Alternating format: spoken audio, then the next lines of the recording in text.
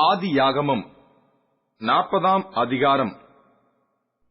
இந்த நடபடிகளுக்கு பின்பு எகிப்து ராஜாவுக்கு பானபாத்திரக்காரனும் சுயம்பாகியும் எகிப்து ராஜாவாகிய தங்கள் ஆண்டவனுக்கு குற்றம் செய்தார்கள். பார்வோன் தன் பானபாத்திரக்காரரின் தலைவனும் சுயம்பாகிகளின் தலைவனும் ஆகிய இவ்விரண்டு பிரதானிகள் மேலும் கடுங்கோபம் கொண்டு அவர்களை யோசேப்பு வைக்கப்பட்டிருந்த இடமும் தலையாரிகளின் அதிபதியின் வீடுமாகிய சிறைச்சாலையிலே காவல் பண்ணுவித்தான். தலையாரிகளின் அதிபதி அவர்களை விசாரிக்கும்படி யோசேப்பின் வசத்தில் ஒப்புவித்தான். அவன் அவர்களை விசாரித்து வந்தான். அவர்கள் அநேக நாள் காவலில் இருந்தார்கள்.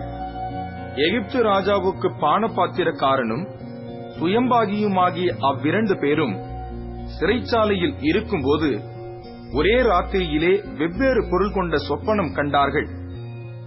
காலமே யோசேப்பு அவர்களிடத்தில் போய் அவர்களை பார்க்கும்போது அவர்கள் கலங்கியிருந்தார்கள். அப்பொழுது அவன் தன் எஜமானுடைய வீட்டில் தன்னோடே காவல் பண்ணப்பட்டிருந்த பார்வோனுடைய பிரதானிகளை நோக்கி, உங்கள் முகங்கள் இன்று துக்கமாயிருக்கிறது என்ன என்று கேட்டான். அதற்கு அவர்கள், சொப்பனம் கண்டோம், அதற்கு அர்த்தம் சொல்லுகிறவன் ஒருவனும் இல்லை என்றார்கள். அதற்கு யோசேப்பு, சொப்பனத்துக்கு அர்த்தம் சொல்லுதல் தேவனுக்குரியதல்லவா? அவைகளை என்னிடத்தில் சொல்லுங்கள் என்றான். அப்பொழுது பானபாத்திரக்காரரின் தலைவன் யோசேப்பை நோக்கி, என் சொப்பனத்திலே ஒரு திராட்சை செடி எனக்கு முன்பாக இருக்க கண்டேன். அந்த திராட்சை செடியிலே 3 கொடிகள் இருந்தது. அது துளிர்க்கிறதாய் இருந்தது. அதில் பூக்கள் மலர்ந்திருந்தது. அதன் குலைகள் பழுத்த பழங்களாய் இருந்தது. பார்வோனுடைய பாத்திரம் என் கையிலே இருந்தது. நான் அந்த பழங்களை பறித்து அவைகளை பார்வோனுடைய பாத்திரத்தில் பிழிந்து அந்த பாத்திரத்தை பார்வோனுடைய கையிலே கொடுத்தேன் என்று தன் சொப்பனத்தை சொன்னான். அதற்கு யோசேப்பு, அந்த 3 கொடிகளும் 3 நாளாம்.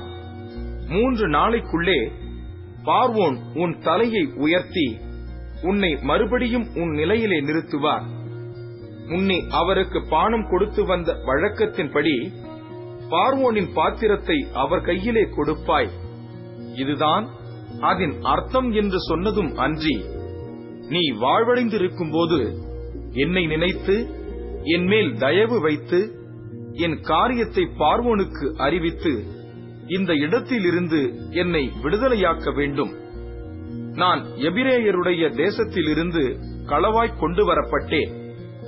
என்னை இந்த காவல் கிடங்கில் வைக்கும்படிக்கும் நான் இவ்விடத்தில் ஒன்றும் செய்யவில்லை என்றும் சொன்னான். அர்த்தம் நன்றாயிருக்கிறது என்று சுயம்பாகிகளின் தலைவன் கண்டு யோசேப்பை நோக்கி, நானும் என் சொப்பனத்தில் 3 வெள்ளைக்கூடைகள் என் தலையின் மேல் இருக்க கண்டேன். மேற்கூடையிலே பார்வோனுக்காக சமைக்கப்பட்ட சகலவித பலகாரங்களிலும் கொஞ்சம் கொஞ்சம் இருந்தது. என் தலையின் மேல் கூடையில் இருந்தவைகளை பறவைகள் வந்து பட்சித்தது என்றான். அதற்கு யோசேப்பு, அந்த 3 கூடைகளும் 3 நாளாம். இன்னும் 3 நாளைக்குள்ளே பார்வோன் உன் தலையை உயர்த்தி உன்னை மரத்திலே தூக்கி போடுவார். அப்பொழுது பறவைகள் உன் மாம்சத்தை தின்னும். இதுதான் அதன் அர்த்தம் என்று சொன்னான். 3ஆம் நாள் பார்வோனுடைய ஜென்ம நாளாய் இருந்தது. அவன் தன் ஊழியக்காரர் எல்லாருக்கும் விருந்து பண்ணி பானபாத்திரக்காரருடைய தலைவன் தலையையும் சுயம்பாகிகளுடைய தலைவன் தலையையும் தன் உத்தியோகஸ்தரின் நடுவே உயர்த்தி பானபாத்திரக்காரரின் தலைவனை பானங்கொடுக்கிற தன் உத்தியோகத்திலே மறுபடியும் வைத்தான். அந்தபடியே அவன் பார்வோனுடைய கையிலே பாத்திரத்தை கொடுத்தான். சுயம்பாகிகளின் தலைவனையோ தூக்கி போட்டான். யோசேப்பு அவர்களுக்கு சொன்ன அர்த்தத்தின்படியே சம்பவித்தது. ஆனாலும் பானபாத்திரக்காரரின் தலைவன் யோசேப்பை நினையாமல் அவனை மறந்து விட்டான்.